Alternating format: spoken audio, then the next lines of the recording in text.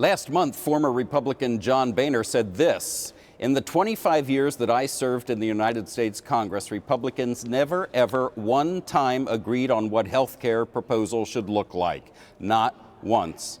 Well, Tony, it appears that record is still standing.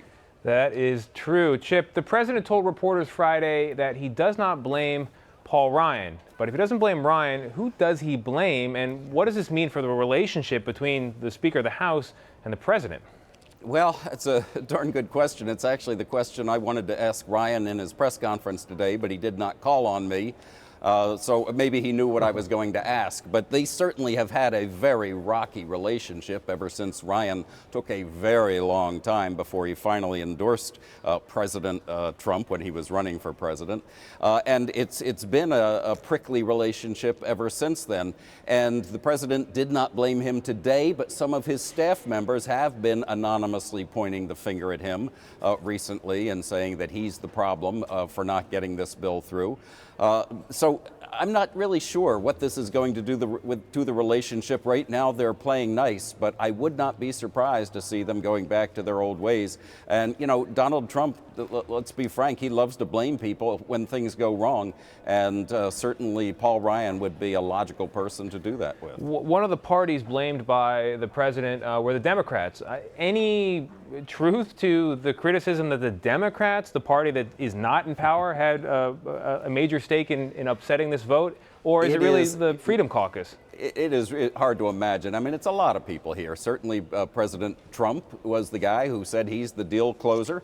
He did not do that. Paul Ryan has been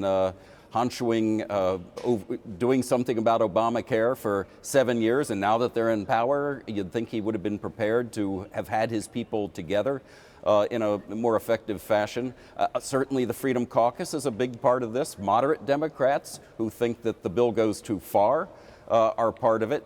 I think there's plenty of blame to go around here, but it's hard to imagine that the Democrats would get the blame. And one thing that President Trump was saying was not so much that it's their fault, but that they now own it. He's trying to saddle them with the political baggage here, and that might be difficult because certainly it was the Republican House and the Republican president who failed to get this through. But on the other hand, a lot of Republicans argue that if Obamacare really does struggle, if it does go into a death spiral at some point, certainly President Obama and the Democrats are going to share a large part of the blame there. But what the Democrats say is the Republicans are trying to make that happen. They're not doing anything to prop it up.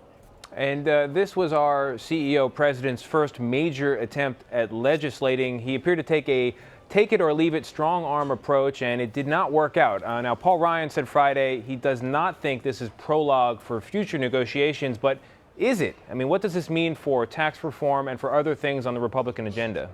Well, tax reform in particular could be in trouble. Tax reform was supposed to be the next item. In fact, last night, President Trump, when he first said, look, we're going to do a vote, and if it fails, we'll move to tax reform, well, it was explained to him today that they can't really do that because there were a number of big tax cuts in their health care plan that gave them a head start on the tax reform plan, and it's much more difficult now to move ahead with the tax reform plan, not having done health care reform first.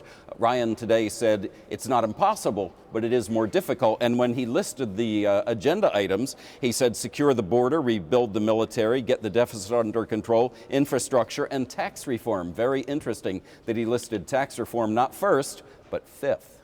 Chip Reid on another wild day in Washington. Chip, thank you. Thank you.